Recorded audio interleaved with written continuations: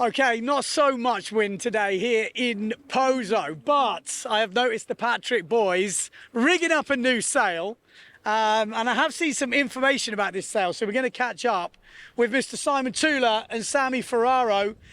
You are the Patrik Wave sailing team. Yes. Is there any more of you? Well, with the wave sailing, international, not really. That's it. This is the Patrik Wave sailing team, so I've got the whole team here.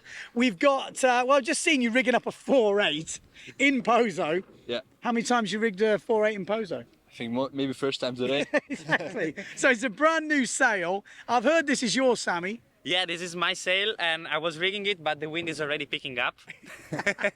So from what I had a little quick word with the boys earlier. This is the sail you've been using all winter. I've seen in Australia, getting some good hits. 4-batten sail. Sammy, you actually have been using a 5-batten sail in the competition, but you're rigging up this one. What's the theory here?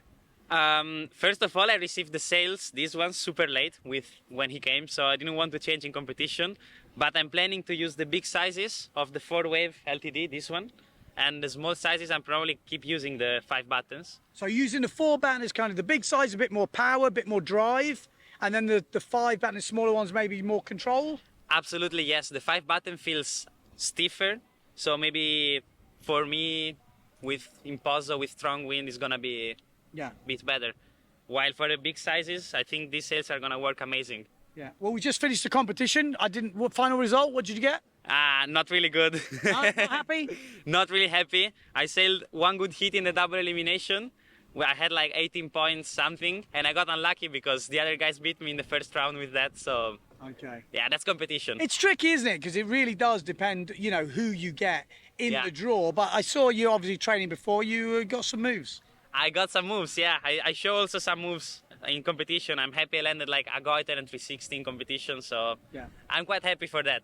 That is good. Yeah. Simon, good event, bad event? Well, I also wish for a better result, but yeah, I ended up 25. Okay. And yeah, I mean, solid levels tough at the moment. Yeah, it's pretty high, and yeah, I mean, I felt like I was sailing good, and I lost like my last heat. I lost with like 1 point, and I just like landed stalled a bit wet, and I felt like, oh, if I, you know, land this one trick a bit better, I would advance, and then but comes down to small differences. Yeah. What sail size? Because obviously this is probably in some of the heats, I would say the windiest Pozo I've witnessed, when the big boys were dying on the low 3 meters. What size? What's your smallest? My smallest here was 3.2 this year. 3.2. Yeah. How was that? Actually, it felt quite good for me. How big are you? I'm 84. 84. So I'm pretty heavy. Yeah. Normally, I never use smaller than 3.6. Yeah. So I was like, maybe I shouldn't even bring it. And then it was just cranking. So I was like, oh, let's try the 3.2, and I felt good on it. Normally when he's on 3.6, I'm on 3.0, and I'm full powered. So you can only imagine how I felt on 3.0 when he was on 3.2. Yeah, like, full power. Full power.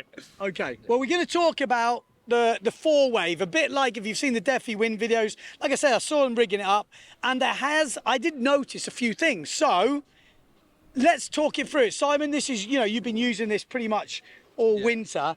I've noticed this. Now, this is quite interesting. So any of you old guys out there, you'll be like, I've seen that before, because back when I was growing up in the 90s, this was kind of a regular thing where you basically got, if you don't want to use it, you just tuck it the other way when you put the mast in, I guess. Yeah.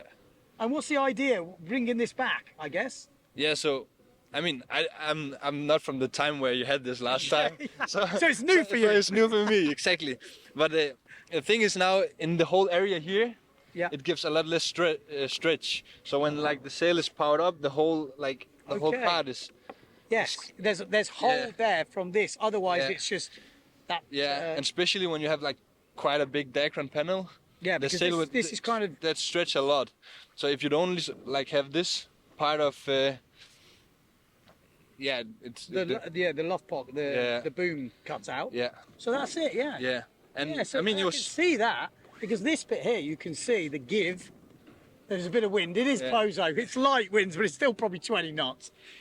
Interesting. So that's pretty cool, because that's new. That's definitely new. And there is something pretty funky, pretty crazy. I said funky the other day. The Americans take that as a bad thing. I use it as like funky music, but apparently it's a bad word. It's not used in a bad way here, just something different.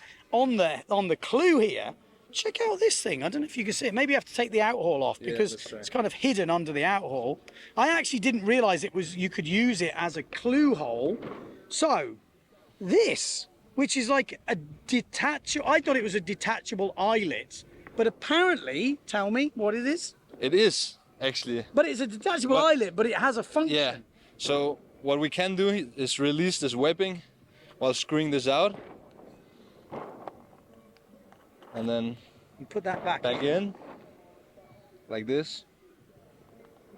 Tighten it up, make sure. Yeah, exactly, so you don't lose it. Yeah, there is. I'm sure you've got a tool for that. I'm guessing. Yeah, exactly. Now I just do it with the hands because. So now this becomes free. Yeah.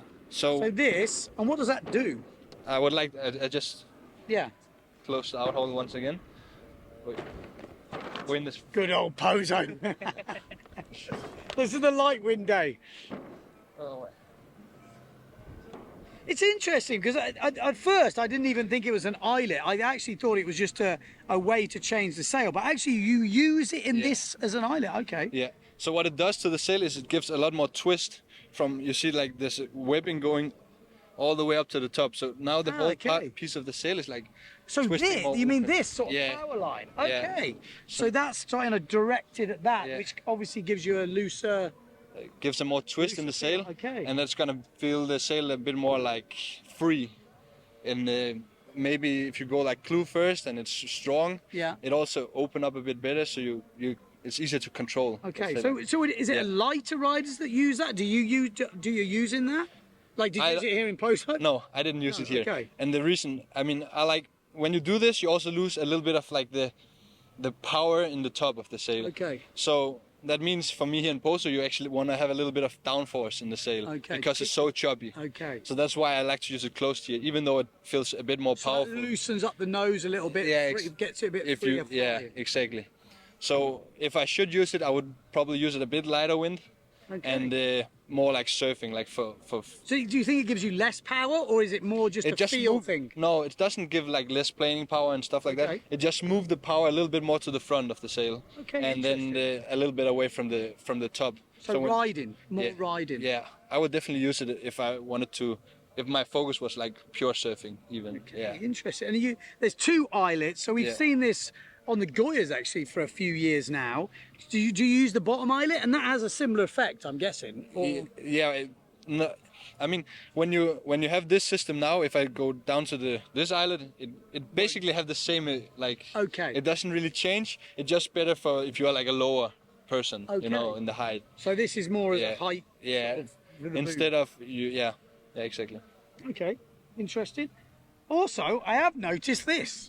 Now, this is obviously a technical thing, but we can see it like it goes out. And I have seen this before, but it actually goes back in again. Yeah. I know you're not the sail designer, but what's that do?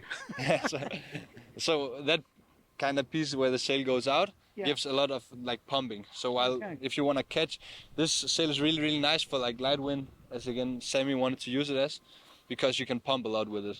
Okay. And that helps a lot to the giving the pumping power, especially if you want to like catch wave in light condition. Yeah. Okay, so we've got Tenerife coming up. Yeah. We're going to be seeing Mr. Sammy on the old 4-wave limited. So limited, actually, what is the limited? Is there a 4-wave, or is this just the new version of the 4-wave? It's the new version of the 4-wave. Yeah. Okay. So there's not a 4-wave. The 4-wave is last year's model. Yeah. And then this is the newer model, the limited. Yeah. Okay. Gotcha. Anything else? Any other features you want to mention? I mean, you can rig it like really different. So you can even, right now I have it on my setting. I like to use it pretty baggy. Yeah. But you can actually, because of this big diagram panel, it's possible to do it much flatter than I like to use it. Because it is interesting. I mean, I rig my sails quite, with not as much outhaul as a lot of people. Yeah. In terms of boom, where's this sail touching when you're sailing it with your settings? Just to give people at home, because they're shocked when I show them my setting. They're like, it's touching the boom nearly to the harness lines. I'm like, yeah, that's how I like it. Yeah. But that's basically the same with me. Like, is that how you like it? Yeah. The whole sail is basically touching from. Yeah. all the way up here. So it's touching all the way to the harness Yeah. lines. And I like it super baggy because it gives power, and I like the power in the sail. No, but I think it's interesting for you guys at home, you know, especially the older school guys. I know they hate it when their sail touches the boom, but you've got to remember the booms have got a lot narrower in recent years, and the sails have got quite a lot deeper. And put those two together, the boom I've found, especially with the 4-batten, with the sail touching the boom, it almost acts like a batten. So, you know, it stops it. It keeps shape. I know that sounds mad. Think about it. Think about it. There's something in it. I've had it with the free ride stuff as well. Yeah. But we've got the bit of Swiss tech going on there. So interesting to see, boys. Well, good luck. We'll definitely be seeing you around. Seeing you in Tenerife. Absolutely, I'm gonna use this thing in Tenerife for sure, like 100% in light winds. I feel like this is gonna be epic. What's your preferred destination, Tenerife or Pozo? Pozo. Pozo. Okay. Well, I prefer Tenerife.